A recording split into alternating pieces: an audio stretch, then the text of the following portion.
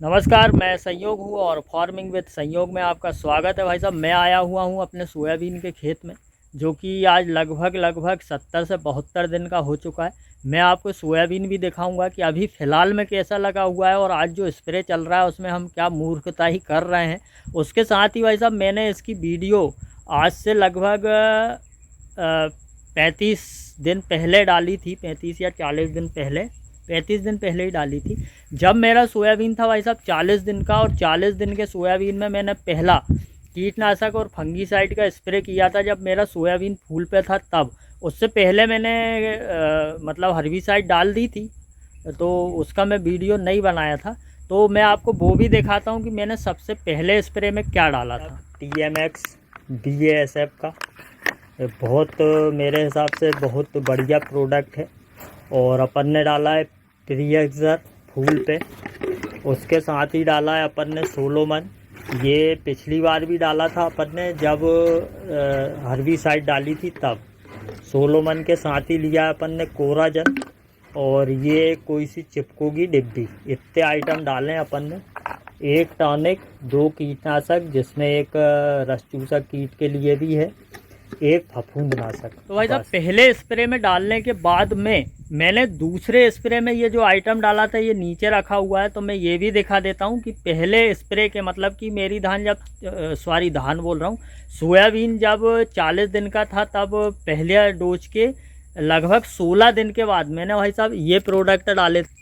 यहाँ आप देख सकते हैं, मतलब कि ये प्रोडक्ट फूल पे मैंने पहली दवाई डाली थी, और फूल के बाद जब कोसियाँ लग चुकी थी तब भाई साहब मैंने 05234 डाला था कोसियाँ लगने के बाद में। उसके साथ ही यहाँ पे मैंने broad spectrum insecticide tractor company का था, ये थायोमेथाक्साम 25% का इस्तेमाल किया था। उसके साथ ही भाई साहब फेंटॉल डाला था। मेरे कीट में जो मच्छर थे, फसल में कीट में मच्छर अपने सफ़ेद वाले ये ज़्यादा थे इसलिए।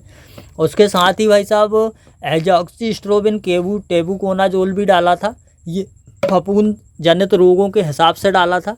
ये एक भाई साहब बायोस्टिमुलेंट था, ये दुकान वाले ने जबड़ियान में पकड़ा दिया था तो हमने इसको भी डाल दिया था। हालांकि इससे मुझे कोई रिजल्ट मेरे हिसाब से तो समझ में नहीं आए हैं। उसके साथ ही इमामेक्टिन बेंजोइड कीटनाशक के हिसाब से मैंने ये इस्तेमाल किया था, इल्लियों के हिसाब से।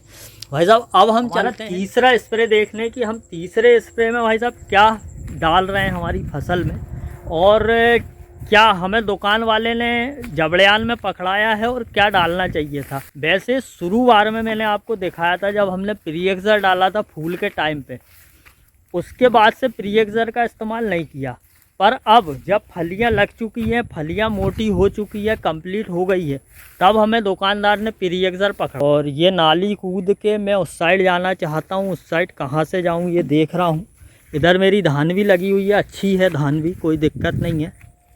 तो ये आ गए भाई साहब, आप देखिए 72 दिन के सोयाबीन में कलर कहीं से कहीं तक डाउन नहीं है। फलियाँ भी मैं आपको दिखाऊंगा। पहले आपको मैं ये दवाई दिखा देता हूँ। भाई साहब 72 दिन में हम डाल रहे हैं पहली बार फिप्रोनिल 40% के साथ इमिडाक्लोरोपिड, ठीक है, सिस्टोमेटिक कनेक्टेड इंसेक्टिसाइड। इसके बाद में हम डाल रहे हैं थायोमेथाक्साम 25%, क्योंकि मच्छर उड़ते हुए दिखाई दे रहे हैं। भाई साहब, ये जो प्रोडक्ट है ये आर्थ्रोसिलिक एसिड, ये फफूंद जनित रोगों से कुछ लड़ने का काम करता है। इसकी पूरी जानकारी मुझे नहीं है, आपको हो तो बताना। ये दुकानदार ने भाई साहब इनकी मर्ज़ी से पकड़ाया है कि पंडित जी ये ले जाओ, अच्छी चीज़ है। इसका रिज़ल्ट भाई साहब मुझे तो नहीं मालूम, ना मैंने कभी इस्तेमाल किया है। आपको इसकी जानकारी हो तो आप बताइएगा, है ना। ये इमिडाक्लोरोपिड फिप्रोनिल हो गया। भाई साहब ये प्रोफेनोफास साइफरमेथ्रिन डाल रहे हैं रॉकेट का। प्रोफेनोफास साइफरमेथ्रिन जो है उसका इस्तेमाल, उसमें इथरेल आता है, तो उसका इस्तेमाल हमें फूल की अवस्था में या जब फसल छोटी हो तब नहीं करना चाहिए। इसका इस्तेमाल जब हमारी फसल एकदम कंप्लीट हो गई है, इस तरह के फल जब लग चुके हैं फसल में, तब हम इसका इस्तेमाल करते हैं यदि प्रोफेनोफास साइफरमेथ्रिन का, तो रिज़ल्ट अच्छा आता है, फसल जल्दी पकने की ओर अग्रसर होती है मेरे हिसाब से। उसके साथ ही भाई साहब एक प्रोडक्ट ये है प्रियक्सर। अब इसको मैंने फूल के टाइम पे डाला था भाई साहब प्रियक्सर को, ताकि कोसियाँ गिरे नहीं, फूल अच्छे हो जाएं, फफूंद की दिक्कतें नहीं रही। ये एक टाइप से टॉनिक का भी काम करता है।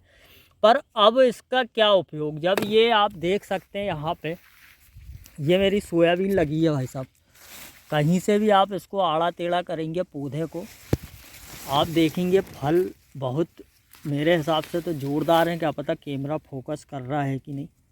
ये देखो आप, मच्छर हालांकि उड़ रहे हैं। और अब जब फसल 75 दिन की कंप्लीट हो जाती है, कंप्लीट फसल हो जाती है, घंगसर में भी चल के देख लो, ये देखो, ये देखो, है ना, कहीं भी आप देखो फल बहुत ज़ोरदार लगे हैं। ये पौधे आड़े हो रहे हैं, ये देखो।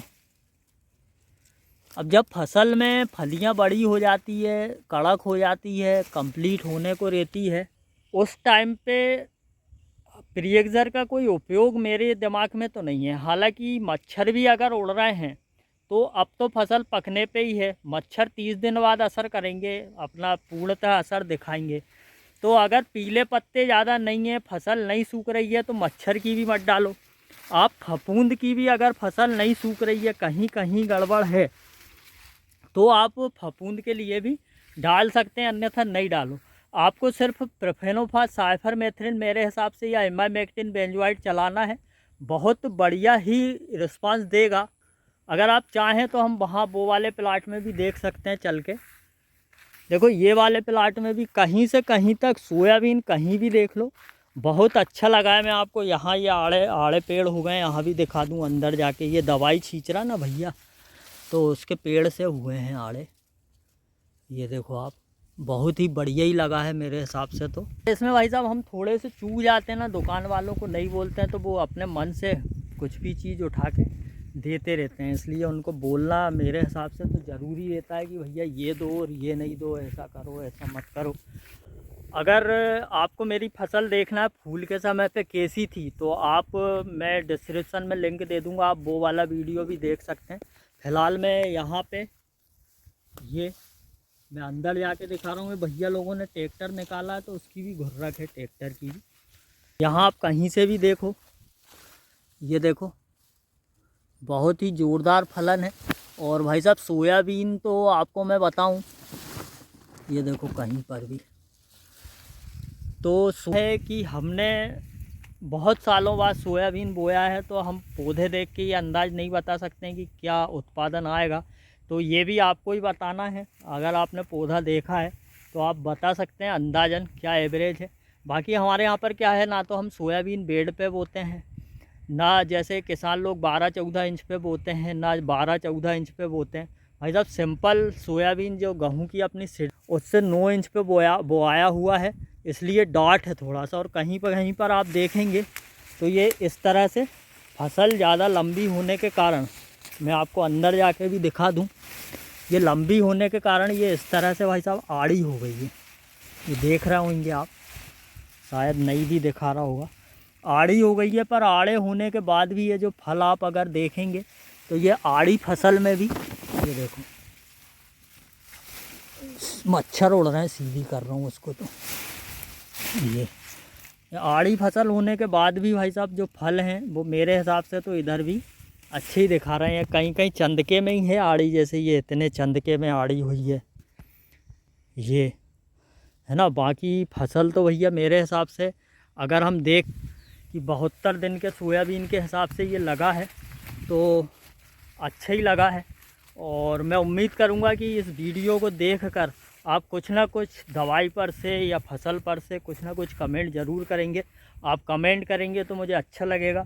और मैं आपको बहुत जल्द और सोयाबीन के और धान के किसानों से मिलवाने वाला हूं, तो आप वो भी देखने के लिए मुझे सब्सक्राइब कर सकते हैं।